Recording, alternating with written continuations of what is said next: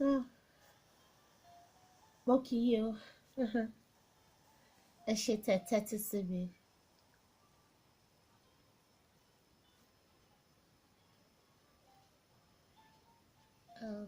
Ẹ káàbọ̀ sí abala DIY parental tools wa. Àkórí ọ̀rọ̀ wa lẹ́yìn ni consequences and rewards. Lẹ́yìn ìgbà tá a ti set house rules tá a ti nílé tiwa báyìí là á ṣe. Àwọn òfin wa nìyí. Ohun tó kọ̀ ni rewards for appropriate acceptable behaviours and consequences for unappropriate and unacceptable behaviours in the house. Ẹ jẹ́ ká sọ̀rọ̀ nípa rewards. Tí a bá ṣàkíyèsí pé àwọn ọmọ yín wọ́n ṣe ohun tó dùn mọ́ yín nínú, wọ́n múnú yín dùn, wọ́n ṣe ohun tó tọ́, láti encourage wọn, ẹ lè reward wọn. Kò pọ̀ dandan kó jẹ́ owó tàbí nǹkan tó wọ́n. Ẹ lè fún wọn ní high five, ẹ lè fún wọn ní hug. Ẹ lè jẹ́ kó hand anytime tàbí kó play lórí tablet wọn, Xbox, or kẹ́ gbé wọn lọ sí shopping mall, kẹ́ mú wọn lọ ṣe window shopping. Even ẹ lè ra sweet fún wọn. Ẹ lè decide láti ra biscuit fún wọn. Ẹ lè decide láti gbé wọn lọ sí eatery, any eatery tó bá wà ní ibi tẹ́ wà, depending on situation and circumstances and your purse. Ẹ lè decide láti jọ so oúnjẹ tó wá dúró tì yín tẹ́ bá ń so oúnjẹ, kó bá yín mú gbá, kó bá yín máa wò as rewards. In terms of rewards, ẹ lè wà as creative as the creative option is endless, because oríṣiríṣi nǹkan lẹ lè lò as reward fún wọn láti rí pé ẹ ṣáà mọ̀ inú dídùn ní móríyá. But ẹ má jẹ́ ká gbàgbé pé reward wọn ó ní láti wà age appropriate and instant gratification ni o, ẹsẹ̀kẹsẹ̀ lẹ máa fún wọn torí pé a ṣe ìbẹ̀rẹ̀. But as time goes on, ẹ máa kọ́ wọn ní delayed gratification. Tó bá jẹ́ nǹkan tó ṣe lẹ́sẹ̀kẹsẹ̀, ẹ lè sáré fún ní hug, ẹ lè sáré fún ní high five, ẹ lè sáré fún ní sweet or something. So a lè mọ̀. Ẹ ní láti wà consistent. Consistency is the key to reward. Kì í ṣe pé ó máa ṣe nǹkan ẹ̀ wọ́n máa ní àwa máa sìn 2 hours, 3 hours, 2 days. Ẹ ti spoil the whole idea, the whole exercise. Nígbà tá a ti wá sọ̀rọ̀ nípa reward, wọ́n ní wá gbàkàrà, wá gbẹ̀gbà díẹ̀. Èèyàn máa fi ń bọ́mọdé ṣọ̀rẹ́ tó bá ṣe nǹkan tí kò tẹ́yín lọ́rùn. Ṣé ẹ mọ̀ pé ẹ ti lófin tó bá ṣe ohun tó lòdì sófin inú ilé? Ẹ ti jọ máa agree. It's an agreement, mutual agreement for that matter. The rewards and consequences. As consequences, ẹ lè ní kó lose teletime ẹ, ó lè má wo channel ẹ, ẹ lè take a tablet for the number of years. Tó bá jẹ́ ọmọ 10 years, that is 10 minutes.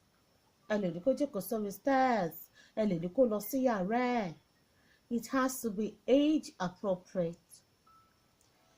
Every year is accounted for in minutes. Tó bá jẹ́ ọmọ 15 years, 15 minutes lọ sókè for 15 minutes. Ṣé wá rí consequences yẹn? All the steps. Tọ́mọ yín bá ṣe nǹkan tí ò dáa nígbà tí ẹ ti ní house rules, nínú rules yẹn náà lẹ ti máa decide the rewards and consequences. Tọ́mọ yín bá ti ṣe nǹkan tí ò dáa, ọmọ yín kọ́ lẹni tí ò dáa o. Òbí, ìwà tí ò dáa tó wù yẹn, nǹkan tó ṣe tí ò dáa yẹn, ò lẹ máa pàkíyèsí ẹ̀ sí. Ẹ pé ẹ bí pé kí ló ṣe tí ò dáa. Ẹ tún rán létí pé kí ni rúùlù wa nínú ilé fún ìwà tó wù yìí. Ẹ tún pàkíyèsí ẹ̀ tó gbọ́ngbà tó ti wá wúrú ìwà yìí, kí ló wá máa ṣẹlẹ̀ ní ṣísẹ̀ntẹ̀lé ẹ máa bí á dẹ̀ máa dá yín lò. Ẹ ń kọ́ ní logical reasoning, ẹ ń kọ́ ní cause and effect. Tó bá ṣe nǹkan báyìí o, nǹkan tó máa get ni o. Tó bá ṣe nǹkan tó dáa, nǹkan tó máa get ni. Tó bá ṣe nǹkan tí ò dáa, nǹkan tó máa get ni. Nǹkan tẹ́ ẹ̀ ń kọ́ láàrin yẹn ó pọ̀. Ẹ ń kọ́ ní decision making, ẹ ń kọ́ ní how to make choices. Tó bá sọ fún yín ní ṣísẹ̀ntẹ̀lé, o ti mọ nǹkan tó o ṣe, o ti mọ nǹkan tí kò yẹ kó o ṣe, tí ò yẹ kó ṣe, o mọ nǹkan tó fi wá nu nísàn, o mọ nǹkan tó kàn, o mọ nǹkan tó máa ṣẹlẹ̀. Nígbà tó ti sọ fún yín, tó ti mọ nǹkan tó máa ṣẹlẹ̀, ó yá ṣẹ̀tọ́. Ẹ̀tọ́ ọbẹ̀ ni pé bóyá kó lọ sí yàrá ẹ̀ fún 15 minutes, bóyá kò ní wo program ẹ̀ fún 15 minutes, bóyá kò ní access sí tablet ẹ̀ fún 15 minutes, bóyá ó ti ní play date, ọ̀rẹ́ ẹ̀ fẹ́ wá bá a ṣeré, àbóyẹ kẹjọ lọ síbì kan, ẹ máa ní láti delay ẹ̀ fún 15 minutes. Ká ní 15 years old ni, each minute for the number of his or her age. Ṣé wá ní lẹ́yìn 15 minutes yẹn tó bá padà wá, ẹ jọ̀ọ́ ẹ má jẹ́ kó ju iye nọ́mbà age lọ. Ìṣẹ́jú kan fún iye ọdún tó bá jẹ́. Ẹ wá wò pé ókè o, fún àpẹẹrẹ sílé o, o ti ṣe the consequences for the unacceptable behaviour. Kí ló wá rò sí? Kí ni nǹkan tó rò pé o lè ṣe tí kò fi ní ṣẹlẹ̀ mọ́ lọ́jọ́ míì? A sọ fún yín kí ni nǹkan tó tọ́ fún ẹ láti ṣe kó má bàa ṣẹlẹ̀ mọ́ lọ́jọ́ míì. A sọ fún yín nǹkan tẹ́ ti ṣe fún láàrin yẹn ni pé ó ń ṣe nǹkan tí ò dáa, ó ti follow the due processes of consequences. Ẹ ti wá kọ́ọ́lẹ̀ torí ọjọ́ mi á mọ tó tọ́ fún, torí ọjọ́ mi tó bá dẹ̀ ti ṣe bẹ́ẹ̀, ọmọ dáadáa, good boy, good girl, o take a responsibility for your action, for your decision. Torí òun ló decide, despite the fact pé ẹ ti fòfin sílẹ̀ láti ṣe nǹkan tí kò tọ́. Ó lu òfin, kò fún yín ní tantrum, kò fún yín ní attitude, ó face consequences, ó dẹ̀ parí ẹ̀, and that is the end of it. Kì í ṣe tó máa tó bí ìjọ́ méjì ìjọ́ mẹ́ta tí ẹ máa ní sílé ọlá, bẹ́ẹ̀ náà ní lẹ́ẹ̀kan tó ṣe kíní, bẹ́ẹ̀ náà ní níjẹta tó ẹ jọ̀ọ́ let it go, let it go, forgive and forget. Ìyẹn ti lọ.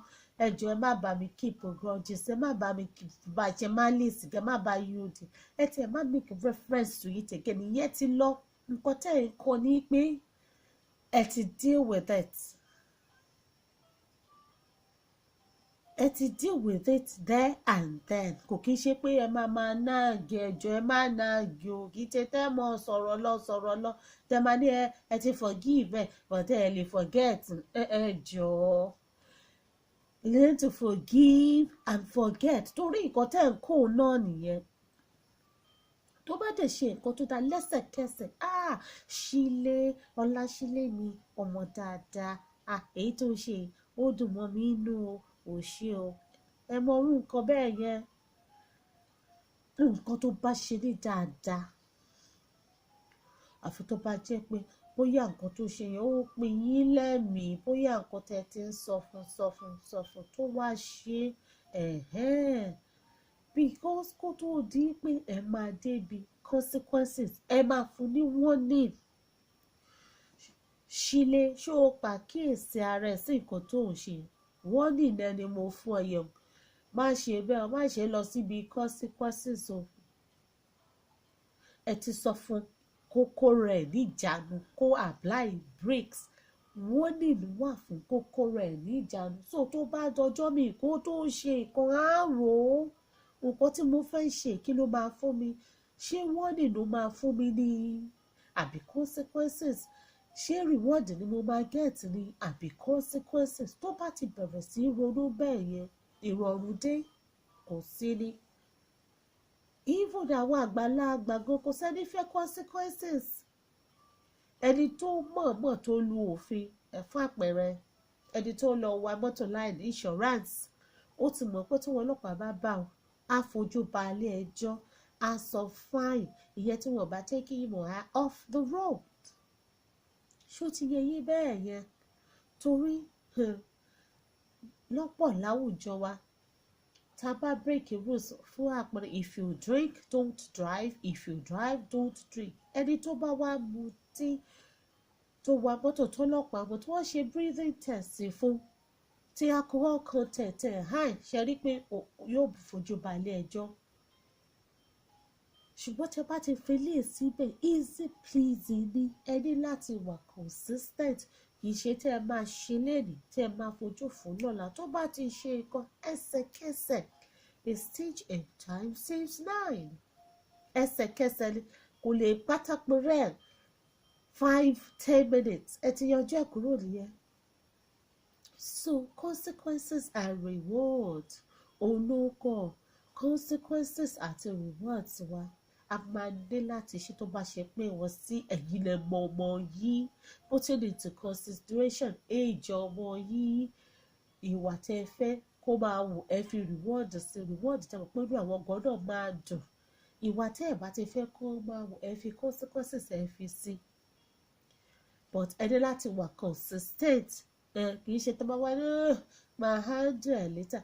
Ṣé rí àwọn ọmọdé wọ́n like boundaries torí nílé ìwé wọn tí wọ́n bá ṣe nǹkan kan ní kíláàsì wọn wọ́n ní reward wọ́n ní consequences ẹsẹ̀kẹsẹ̀ ní teacher ẹ máa fún ní reward or consequences. So ẹ jọ̀ọ́ ẹsẹ̀kẹsẹ̀ ẹ má procrastinate ẹ má dájọ́ sí o.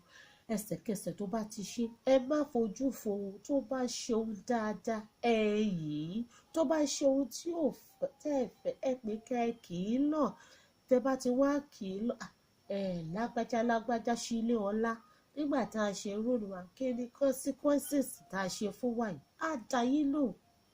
Òun náà ti mọ̀ nìyẹn kò ní lè rúfin tẹ̀pọ̀túpọ̀ àti ẹ̀wà lùfin torí ṣé ẹ fẹ́ gbọ́ wọ́n like reward gan ju consequences lọ. Tẹ́ bá dẹ̀ ti wà consistent tẹ́ ẹ̀ fún wọn ní reward wọn lásìkò ilé abádilé aláyọ̀.